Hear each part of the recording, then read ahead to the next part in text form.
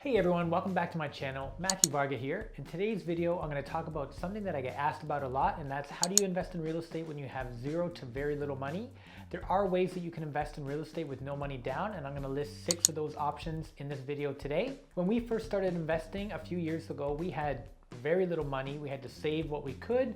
So there were some creative things that we did that helped us to get into real estate and build our portfolio to the 16 doors that we have today. Before we jump into today's video, I did want to talk about something that I've been asked about a lot, and that's if I do any one-on-one coaching.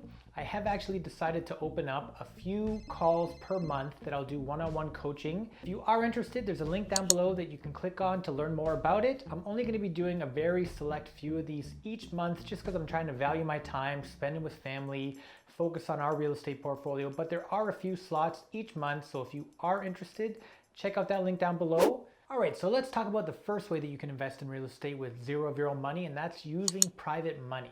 Now, I know a lot of people are turned off by private money because it is a higher interest rate. Typically, you're going to pay anywhere between 8 to 15%, but it is a very good option when you're doing more short-term investment strategies like a fix and a flip, or if you're doing a BRRRR, because you're using that money to increase the value in the home with the plan to turn around, refinance, pay that high interest private money back, and then you're in that property for zero of your own money. So it is a very good strategy.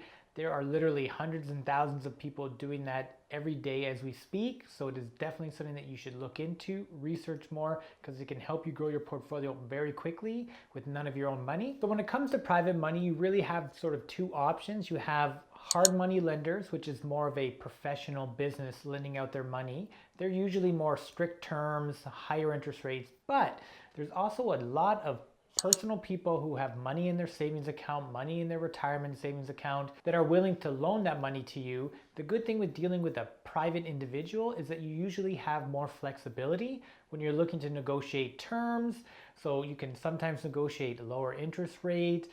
You can negotiate maybe a balloon payment, which is instead of paying monthly interest, you pay one big balloon payment at the end of the loan, which can kind of free up your cash flow when you're doing a fix and a flip. So it's more you're relying on the appreciation to tap into to pay that loan back. So that is the best way that you can really do private lending, if you can find personal individuals who are going to lend it to you, just because you have more flexibility and you can really work with the terms and figure out something that works good for you and good for them. Now, we actually work with private lenders for some of our investments. So if you want to lend your money privately and have a little bit more of a passive income stream, then just send me an email. I'll send it right here and we can talk more about that. So let's hop into option number 2, which is lease to own, better known as maybe rent to own, depending on where you are.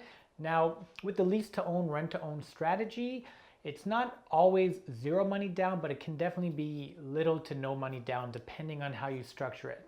So what a rent to own is, it's when you have a tenant who's living in your home and they have the option to buy that property from you. So basically they are renting to own, as the term says. So they're basically living in it, paying rent, saving up for their down payment so that they can close on the property.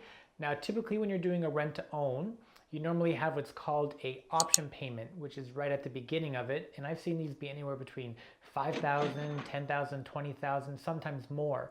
So that's how you could get into this strategy with zero to very little money down, because you're using that option payment that you're getting from the tenant buyer to offset your cost. So with this rent to own strategy, there's sort of 2 different ways that you can structure it. One is a house first strategy, which is where you already own the home and you just go out and you market and you find a tenant buyer who's going to move into your home as a renter, and they have the option to buy. Now, when they have the option to buy, typically you've figured out what the future purchase price will be based on the value today, future appreciation. You sort of work all those numbers out. But basically you already have the house, you're finding someone to come in who's going to rent from you, and they have the option to buy it in the future. The other option is what's called tenant first strategy.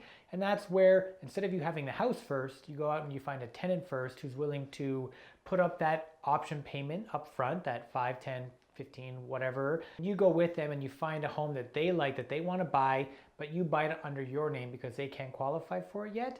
And then they move in, and once again, it's now they're paying you that option payment each month with the future purchase price figured out down the road. So hopefully you'll close on it in the future, and there's your profit. Now with this strategy, there are pros and cons.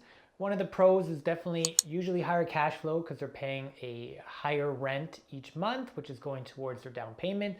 You're getting that option money up front, which is good because you know that person has saved that money and they're going to treat your home with respect. The other thing is normally with the rent to own strategy, you have the tenant buyer because they are renting it from you to buy. So usually they're responsible for most maintenance costs. So anything that pops up, unless it's a big structural thing, they're responsible for it. So it kind of saves you a lot of headache. You probably don't need property management with that kind of structure just because that person's already there to buy the home in the future. So you're kind of saving costs there as well. Now, cons is there is the chance that they're not going to close on the property. Now this can be good and bad because technically that option money they give you up front, that is non-refundable. So technically if a person doesn't close on the property and decides to move, you get to keep that deposit that they gave you. That's where you can get some issues because obviously a person's giving you 10, 20 grand, they're not really happy with just walking away from it. So you can have some legal issues there, but as long as you structure your agreements and legal documents properly, it shouldn't really be an issue, but it is a potential con because we want to make sure people are having a good experience. So just something to keep in mind. So option number 3 is seller financing. So seller financing is where you found a place to purchase and the owner of the home is actually going to take back a loan against that property that they're selling you. So you can definitely do this with 100% financing. You can definitely find people who are willing to do that, or even just maybe you need 5% down or smaller down payments. So it's sort of a zero to low money option. Since you're dealing with a private individual again, it does allow you to have so many different options, very flexible. So it really comes down to what the seller and you are willing to agree to. So you have a lot of wiggle room, which is a nice thing with seller financing. Usually this only works if that seller has a lot of equity in the home or it's free and clear and they own it. That gives them the flexibility to provide you with seller financing. But there's so many different ways to do it, and as long as you can create a good win-win deal with the seller, it's definitely something that can help grow your portfolio very quickly. Now you just have to be mindful when you are doing one of these. I've seen a lot of gurus marketing this strategy and trying to get people to go and buy like rundown crappy houses that people are just trying to get rid of, and that's why they're offering seller financing. So you want to be mindful that you're not falling into that trap and that you're really focusing on buying good properties in good areas that have a lot of upside appreciation, and you can find good tenants because that's going to save you a lot of headache down the road. The next option we have is a joint venture partnership, or a JV as a lot of people say. And really what a JV partnership is, it's when you and another individual decide to partner on a property purchase. And once again, you're dealing with a private person, so this can be structured in an endless number of ways. The typical traditional way is a 50-50 split where one of the partners is the money partner, so they bring the money, they qualify for the mortgage. And the other partner, which would be you, is the operations partner, which is you find the deal, you close on it, you organize any repairs that need to be done, then you find the tenant, get the lease signed, get everything in, and then you manage the property, and then you have your money partner that just collects their 50% of the profit. And then when you sell down the road, you each split the profit. The good thing is, like I said before, you're dealing with another person, so there's an endless number of ways that you can set up a JV partnership. It doesn't have to be that 50-50 split. You could have it 60-40, 70-30. You both could be on the mortgage. You both could put in a little bit of money. So really it just comes down to what works for you, what works for them, and what you guys decide on that can kind of create that JV partnership. Next up, we have what's called an equity takeout. So this really applies more to a person who already owns a home. Maybe it's their primary residence, but they've paid down their mortgage for a while, or it's gone up in value and they have equity in the home that they can take out. So basically what you do is you do a refinance of your home, you pull out some of that equity into a line of credit, then you use that equity, like that line of credit, to invest in another property. So in essence, you're actually in that next property for zero money down because you're using the bank's money to purchase your next property. This is definitely one of the ways that a lot of investors I know grow their property quite quickly is because they just keep refinancing and pulling out equity, buying another property. Now they have 2 properties that they can refinance, pull money out to purchase more and more and more, and it can kind of really snowball that way. So one thing to keep in mind when you do this strategy is to make sure when you are looking at your next investment property, so the one you're going to buy with these funds, you want to make sure that the rent that you're getting from that new rental property not only covers the cost on that rental property, so the mortgage, property tax, insurance, but it's also going to cover the monthly interest payment on that money you're borrowing from the line of credit. That way you're not actually out of pocket each month, so you are in that property for no money down, quote unquote. So definitely a great strategy that you can use if you already own a home to really start to snowball and build your portfolio quickly. So my last option is one of my favorites. It's one that we've used, and I think it's one that's really not well known by a lot of people, and that's just using government down payment assistance programs.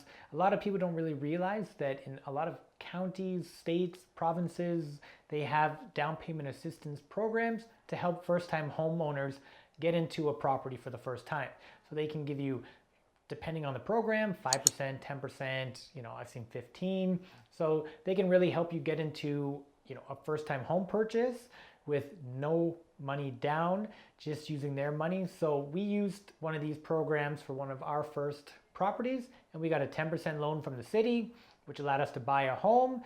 And we had none of our own money down except for closing on the legal fees and a few other things. And now we're at a point where this property is actually doubled in price. So we're going to refinance, take that money out, pay that loan back, and now we have this home free and clear in our name. So I think it's a really great strategy if your area or town offers these, and you'd be amazed at how many places offer this, one of these programs. So I actually have a free downloadable guide. I'll link it down below. I'll put it here that you can download and check out so you can learn more about how these programs work, plus a list of all the different programs in Ontario and a few other places. So make sure you check that out, and I think you'll be amazed at what you can find out there. All right, so there you have it. 6 different ways that you can get into real estate with zero to low money down.